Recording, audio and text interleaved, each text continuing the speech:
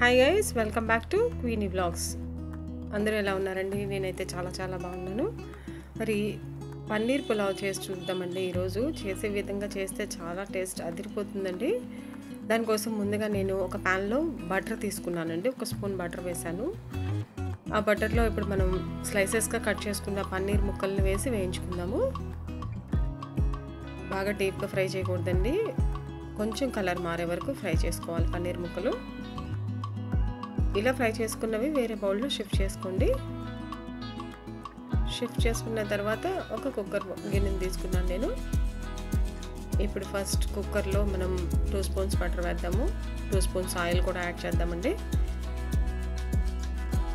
ఈ ఆయిల్లో మనం కట్ చేసి పెట్టుకున్నటువంటి ఆనియన్స్, టొమాటో, మిర్చి ఫస్ట్ వేసేద్దాము. అల్లం వెల్లుల్లి పేస్ట్ అప్పుడే వేయకూడదండి. ఇవన్నీ వేగిన తర్వాత వేస్తే బాగుంటుంది, లేకపోతే మాడిపోతుంది. క్యారెట్ కూడా వేసి ఫ్రై చేశానండి. ఇది మన పన్నీర్ ముక్కలు, వేయించుకున్న పన్నీర్ ముక్కలు అనమాట.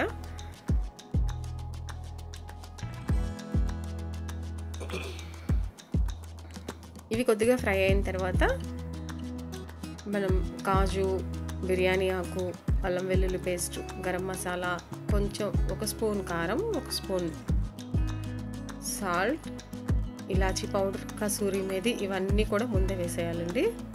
ఎందుకంటే మనం కుక్కర్ పెట్టేస్తాం కాబట్టి ఇవన్నీ కూడా వీటితో పాటే ఫ్రై అవ్వాలి.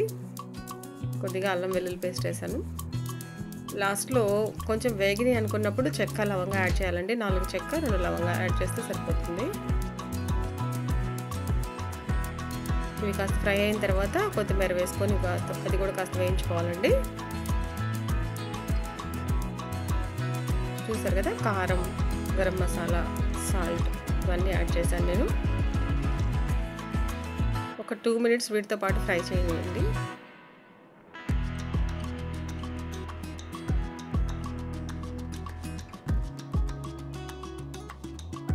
గరం మసాలా పౌడర్ నేను మన ఛానల్లో పెట్టానండి, మీరు లింక్ చెక్ చేసుకోవచ్చు. ఆ గరం మసాలా చాలా బాగుంటుంది. ఏ నాన్ వెజ్లో కర్రీస్లోకైనా కానీ, బిర్యానీస్లో కానీ చాలా బాగుంటుందండి. అది ఎలా ఉందో ఒకసారి మన ఛానల్లో చూడండి, క్వీనీ వ్లాగ్స్లో ఉంది ఆ వీడియో. ఇప్పుడు నేను ఒక 2 పాట్స్ తీసుకున్నానండి. 2 పాట్స్ రైస్కి 3 పాట్స్ వాటర్ వేసాను. 1కి 1.5 కదా, అట్లా 3 పాట్స్ వేసాను. ఇప్పుడు రైస్ యాడ్ చేద్దాము. మనం 1 గంట సేపు ముందుగా నానబెట్టుకున్న రైస్ ఇవి. రైస్ యాడ్ చేసి వీటితో పాటు పన్నీర్ ముక్కలు కూడా యాడ్ చేయాలి.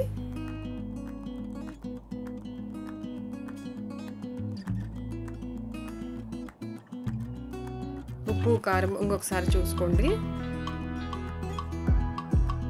రైస్ యాడ్ చేసిన తర్వాత వాటర్ ఒకసారి టేస్ట్ చేస్తే తెలుస్తుందండి. ఉప్పు, కారం ముందుగానే చూసేసుకోవాలి. తర్వాత మనకి వేసే ఛాన్స్ ఉంది. మామూలుగా వండే వాటిలో అయితే విడిగా వండితే మనం ఉప్పు కానీ కారం కానీ యాడ్ చేసుకోవచ్చు. ఇప్పుడు కుక్కర్ పెట్టేస్తాం కాబట్టి అన్ని ముందే చూసుకోవాలి.